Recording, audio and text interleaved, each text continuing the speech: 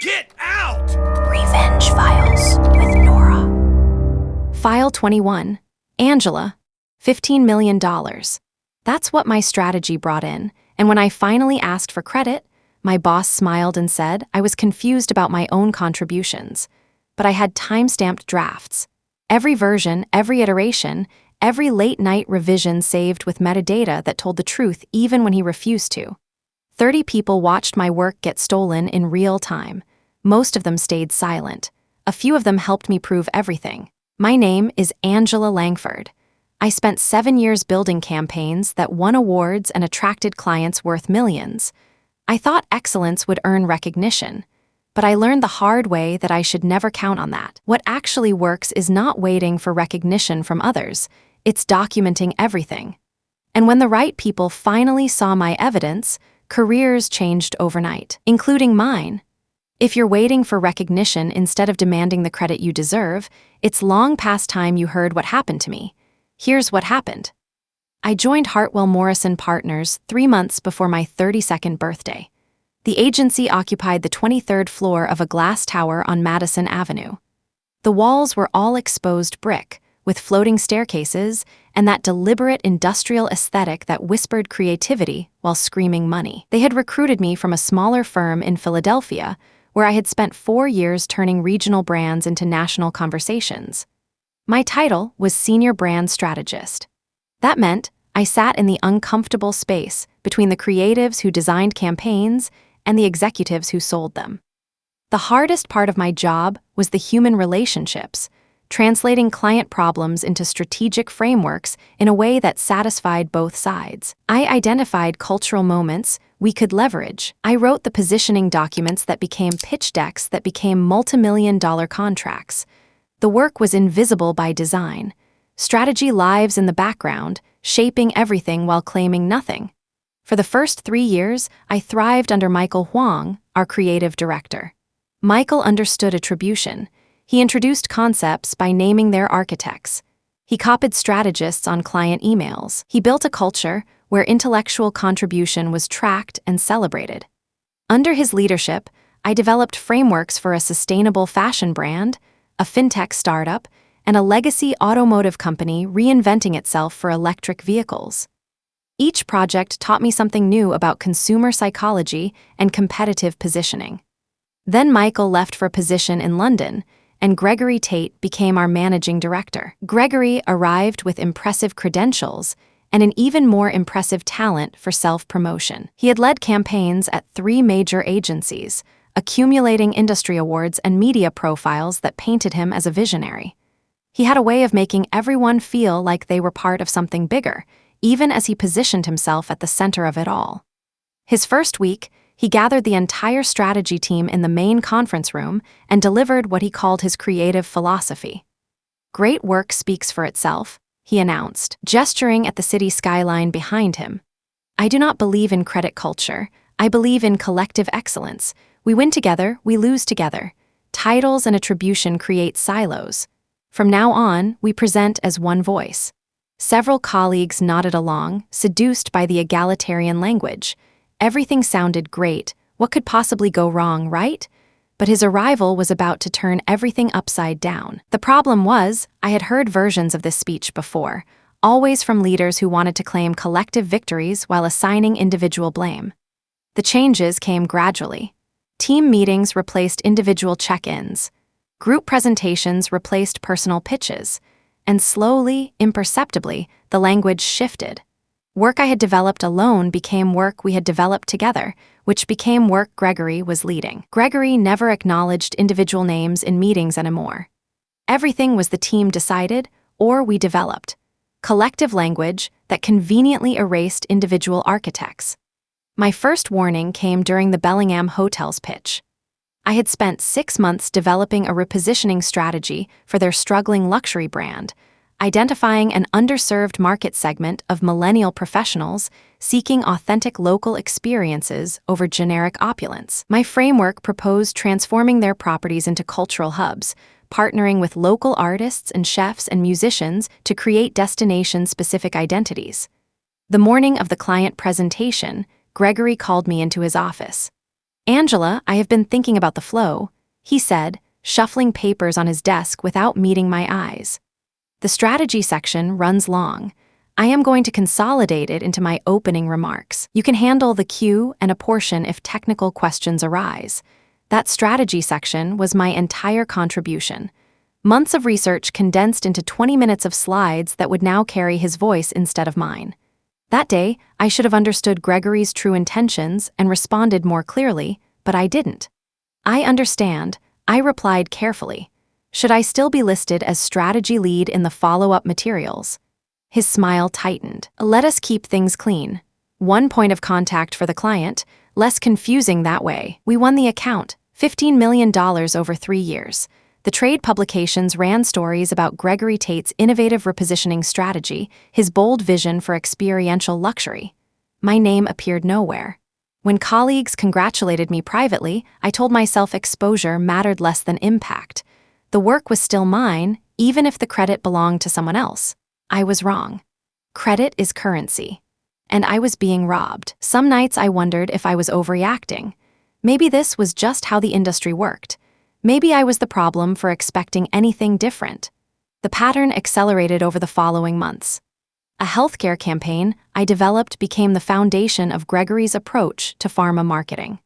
A brand architecture framework I created appeared in his keynote speech at an industry conference, presented as insights from his 20 years in the field. Each appropriation was small enough to dismiss, yet large enough to accumulate into a systematic erasure of my professional identity. The worst part was watching junior staff quote my frameworks back to me, crediting Gregory as the source. My own intellectual children had been adopted by someone else. I started documenting everything. Not consciously at first, just a habit of saving drafts with version numbers and timestamps. Then more deliberately, email threads archived, meeting notes preserved, original concept documents stored on an external drive with metadata intact. I told myself it was professional prudence, protecting my portfolio for future job applications. But somewhere beneath that rational explanation lived a quieter truth. I was building evidence because I knew eventually I would need to prove what was mine.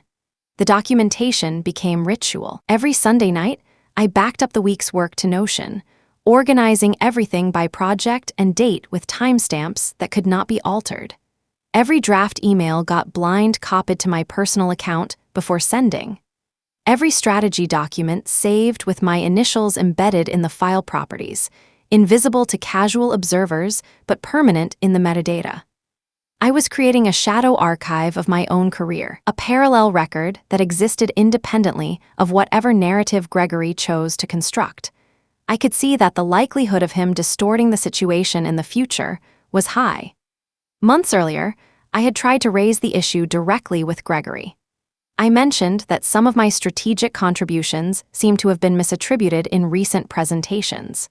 He smiled and said, I was probably confused about my own contributions, that every team member tends to overestimate their individual impact. The dismissal confirmed what I suspected. Without documentation, without proof, no one would take my side. The woman who accelerated my documentation was Annika Desai, a junior strategist who joined our team 18 months after Gregory took over. She was brilliant and eager, the kind of young professional who reminded me of myself at that age. She reminded me of what I had been before Gregory, confident in my contributions, unafraid to claim my work.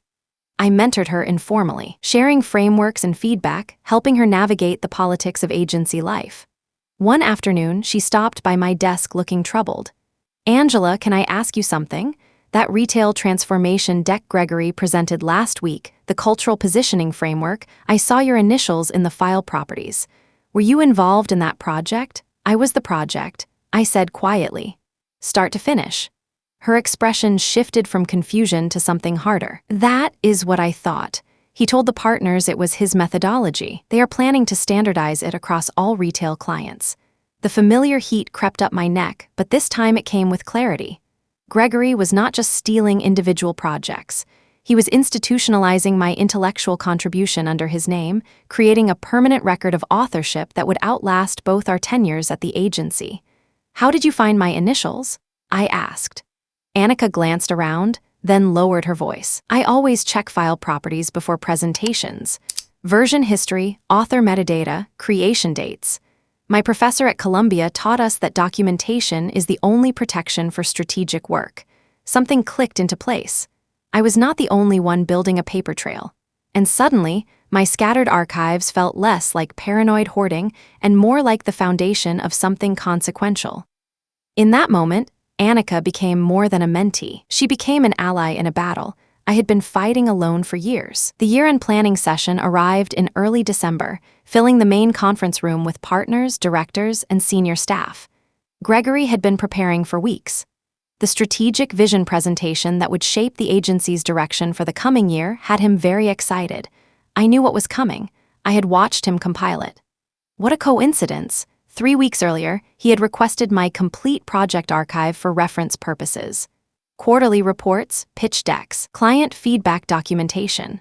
I provided everything he asked for, but not before making copies of every file with original timestamps preserved. Whatever he planned to present, I would have proof of its true origins. The presentation exceeded my worst expectations. Ladies and gentlemen, Gregory began, standing before a room of 30 colleagues. I want to walk you through the strategic frameworks that have driven our success this year. These methodologies represent the culmination of my approach to brand transformation. For the next 45 minutes, I watched him present my work as his own. Honestly, I didn't expect him to go this far. The Bellingham repositioning strategy, the healthcare campaign framework, the retail transformation model. The concepts I developed, the research I conducted, all of it was mine. Insights I had extracted from hundreds of hours of analysis, presented slide after slide, all delivered with the confident authority of someone who believed absolutely in his own authorship.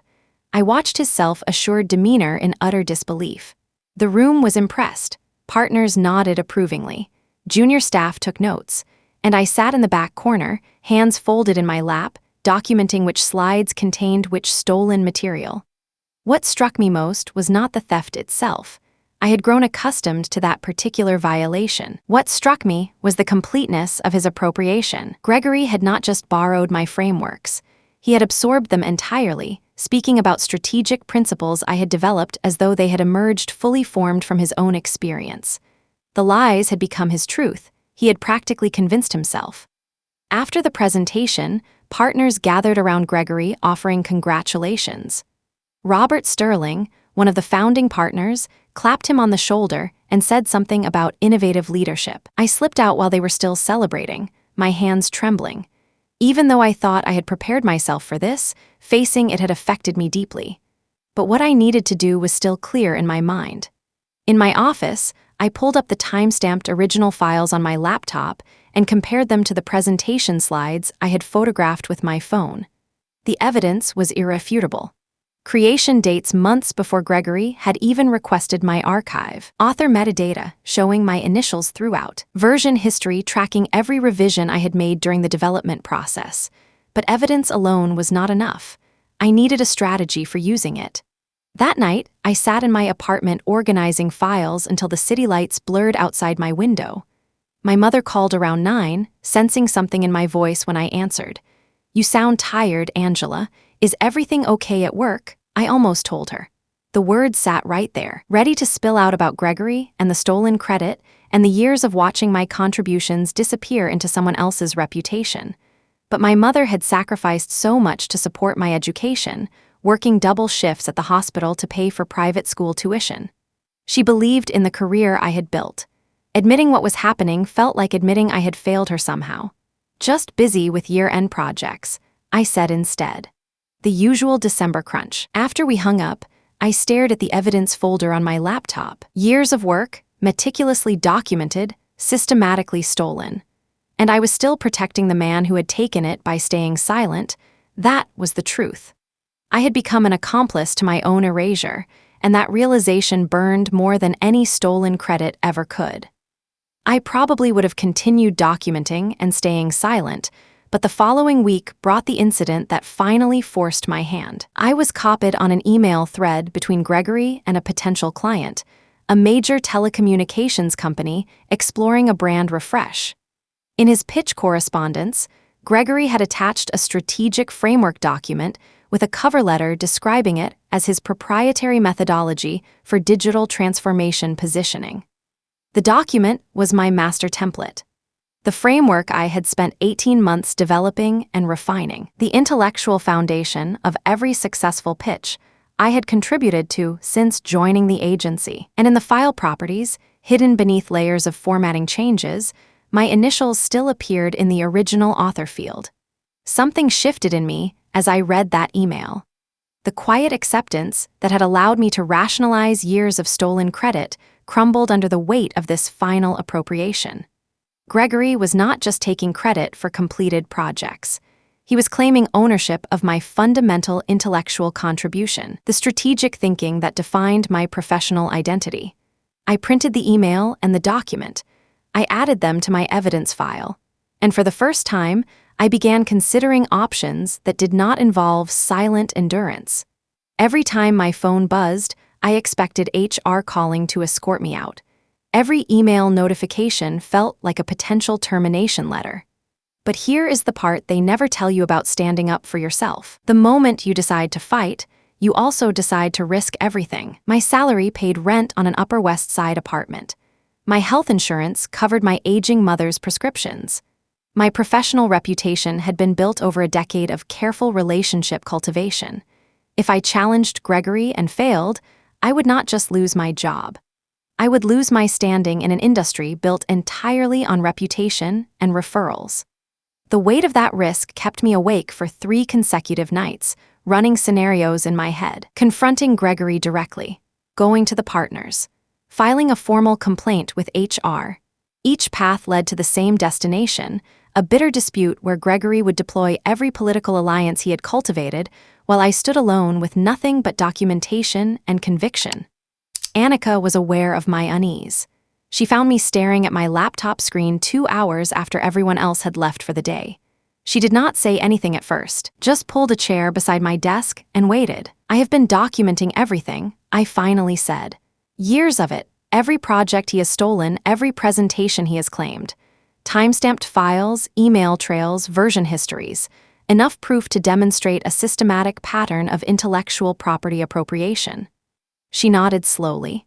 "What are you going to do with it? I do not know yet. If I go to the partners, Gregory will deny everything. It becomes my word against his, and he has spent 3 years cultivating those relationships while I have been quietly producing work in the background. What about the clients?" Annika asked.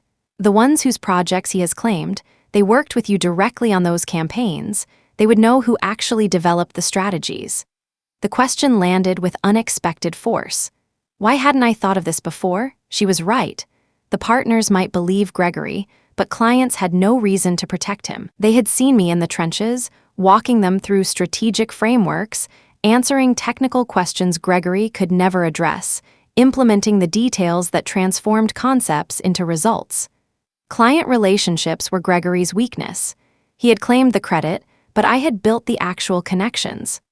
I pulled up my contact list, scrolling through names accumulated over years of relationship cultivation. Decision makers who had trusted me with their brand positioning.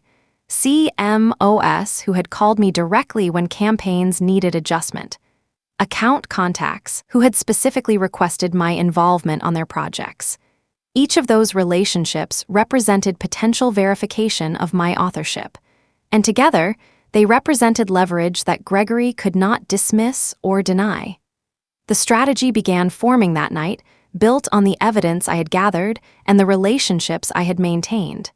This was not going to be a confrontation. It was going to be a demonstration, a methodical presentation of proof that left no room for denial or deflection. For years, I had believed that good work would eventually earn recognition. That belief had cost me credit, advancement opportunities, and professional standing. Now, I understood a harder truth. Recognition does not come to those who wait. It comes to those who can prove what they deserve. Gregory thought he had erased my contributions by claiming them as his own. He was about to learn that proper documentation makes erasure impossible. Over the next 2 weeks, I built my case with surgical precision. Not a confrontation, but a demonstration, designed to leave no room for denial or deflection. Wasn't this what Gregory loved too? a demonstration.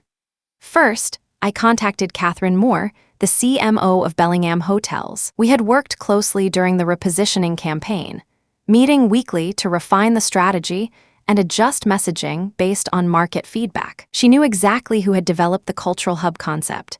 "Angela, I was just thinking about you," she said when I called. "We are expanding the program to 3 new properties. I wanted to discuss the positioning for the Miami location." "I would love that," I replied. "But first, I need to ask you something. If anyone ever asked who developed the original repositioning strategy, what would you say?" She laughed. "You, obviously. We spent 6 months working on it together." "Why do you ask?" "Just documenting contributions for my portfolio," I said carefully. "Would you be willing to provide a statement to that effect if needed?" "Of course, whatever you need." Over the following days, I made similar calls to 8 more clients: healthcare executives who remembered my pharma framework, retail brands who recalled my transformation methodology.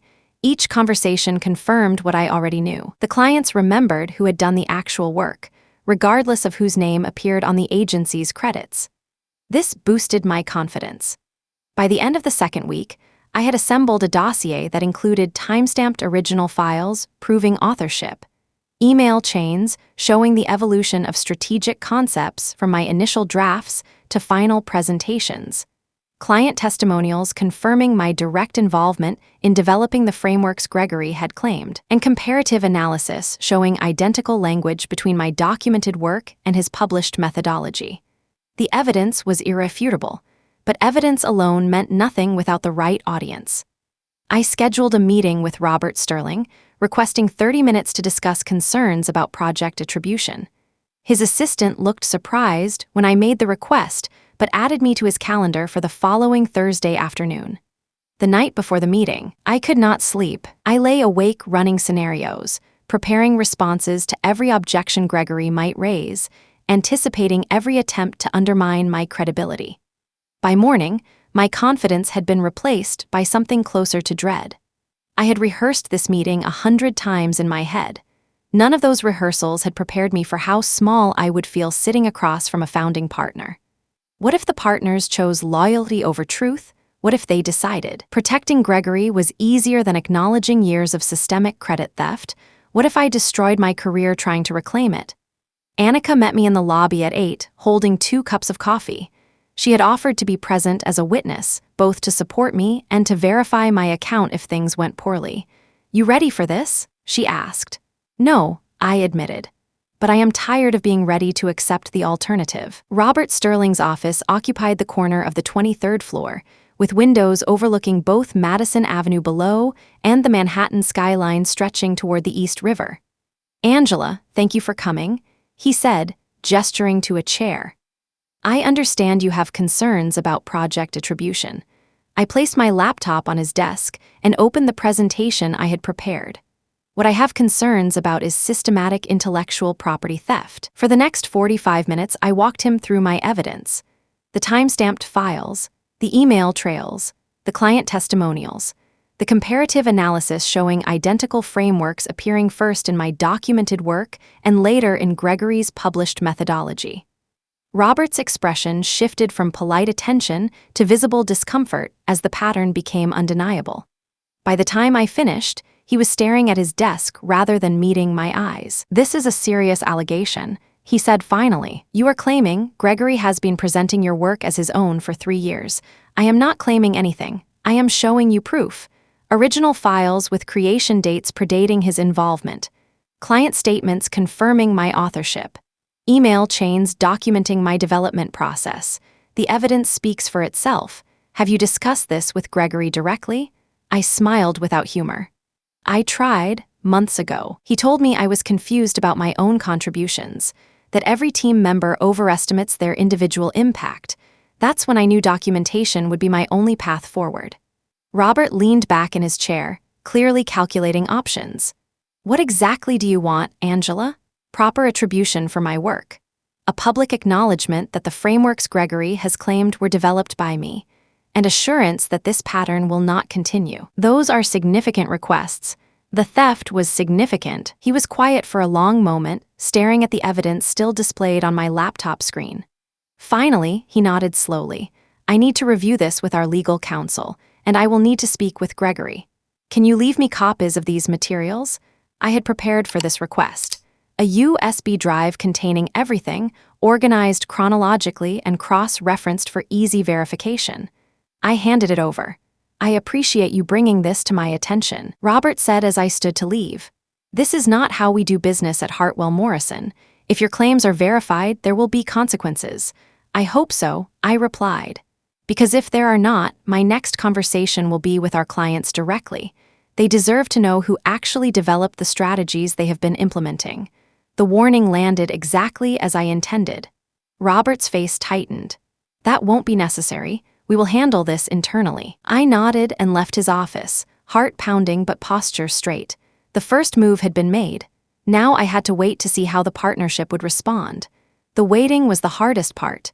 3 days passed without any communication from Robert or the partnership. I went to work each morning, sat through meetings where Gregory held court as if nothing had changed, and documented every interaction in case I needed additional evidence. At the same time, I was trying to catch any hint from Gregory's facial expressions about what was going on. I analyzed every micro-expression, every pause in conversation, searching for signs that Gregory knew what was coming. On the 4th day, Annika appeared at my desk with an urgent expression. Gregory just scheduled an all-hands meeting for 3 o'clock, mandatory attendance. My stomach dropped. Either the partnership had decided to address the situation publicly, or Gregory was about to launch a preemptive strike against me. Neither option felt particularly reassuring. The conference room filled quickly at 3. The same 30 colleagues who had watched Gregory's year-end presentation now gathered to hear whatever announcement was coming. I took a seat near the back, Annika beside me, and waited. Gregory entered with Robert Sterling and the other senior partners. His expression was controlled, but I noticed tension in his jaw, a slight tightness around his eyes that suggested discomfort beneath the confident facade. Robert stepped forward to address the room. Thank you all for joining us. We have some announcements about changes to our leadership structure and project attribution policies. I felt eyes turn toward me, curious glances from colleagues who sensed something significant was happening. I kept my expression neutral, hands folded in my lap. Over the past several days, Robert continued, the partnership has conducted a thorough review of project documentation and authorship records. This review has revealed some inconsistencies in how strategic contributions have been credited over the past 3 years. The room grew still. Even the ambient noise of the city seemed to fade as Robert's words settled over the assembled staff. Effective immediately, Gregory Tate is stepping down from his position as managing director. That sentence echoed in my ears.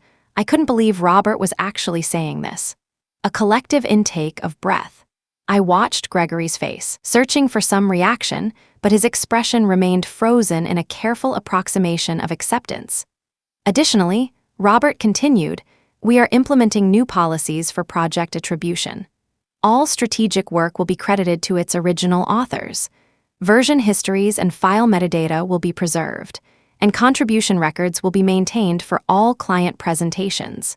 He paused, then turned slightly toward where I sat. Finally, I am pleased to announce that Angela Langford will be joining our senior leadership team as Director of Strategic Development, effective immediately. The room erupted in murmured conversations, colleagues turning to look at me with expressions ranging from surprise to understanding. I stood slowly, accepting the recognition I had spent years earning and weeks proving I deserved. Across the room, Gregory caught my eye. His face had gone pale, the confident mask finally cracking to reveal something rawer beneath. He knew. And more importantly, everyone in that room now knew too. The aftermath unfolded over the following weeks with a mixture of vindication and unexpected complexity. Gregory cleared out his office within 48 hours, leaving behind the awards and accolades he had accumulated during his tenure. I heard later that he had landed at a smaller agency in Chicago, a significant step down from his former position. The industry network that had once celebrated his innovative thinking now whispered about documentation discrepancies and attribution issues. My transition to senior leadership came with new responsibilities and new challenges. I inherited a team still processing the sudden change in management, colleagues who needed reassurance that the culture of credit theft would not be replaced by something equally toxic. The first thing I did in my new role was establish the attribution protocols I had demanded. Every project file now maintained detailed version histories. Every presentation credited its contributors by name. Every strategic framework included authorship documentation that would travel with the work regardless of who presented it. It was not just about protecting myself. It was about creating the environment I had needed all along and never received. 3 weeks after the announcement, Robert Sterling stopped by my new office. "I wanted to apologize," he said, settling into a chair across from my desk. "We should have seen what was happening. The signs were there if anyone had been paying attention. They were," I agreed. But Gregory was good at cultivating relationships with leadership. People see what they want to see. He nodded slowly. "The clients have been asking about you. Bellingham wants you to lead their expansion personally. Healthcare partners are requesting your involvement in their upcoming campaign reviews." I smiled. That is what happens when you do the actual work. The relationships stay with you even when the credit does not. The clients had seen the real work all along. They just needed someone to finally ask the right questions. The irony was not lost on me. The very client connections that Gregory had tried to claim had become my greatest asset. They had validated my authorship when it mattered most, and now they were driving new business opportunities that would define the next phase of my career. Gregory had built his reputation on borrowed brilliance. I had built mine on documented truth. Annika was promoted to senior strategist 3 months after the leadership change. The mentorship I had provided informally became part of my official responsibilities, establishing a program where knowledge transfer came with proper credit acknowledgement. The Bellingham expansion launched successfully that spring, with my name prominently featured in the case study. Catherine Moore introduced me at an industry conference as the architect of their transformation strategy. Standing on that stage, receiving recognition for work I had actually done, I finally understood what I had been missing. Visibility is not vanity. It is validation. For the first time in years, I did not have to share a stage with someone who had stolen my spotlight. My mother flew up from Philadelphia for the conference. Afterward, over dinner overlooking the Hudson, she asked what had changed. I stopped waiting to be recognized, I told her. I started proving what I deserved. She smiled. "I always knew you would figure it out. You just needed to believe your work was worth fighting for." She was right. For years, I had assumed excellence would eventually earn acknowledgement. Those assumptions cost me 3 years of advancement and countless opportunities that went to someone willing to claim what I had created. Excellence without evidence is just a story someone else gets to tell. I learned to write my own narrative. Looking back, one lesson transformed how I approach professional recognition. Cultivate relationships that transcend organizational boundaries. Clients, partners, and industry contacts who know your actual contributions become validators when internal politics fail. Do you agree? Share your thoughts in the comments. The full pink file playlist's waiting, or discover other color files for more office revenge. See you in the next file.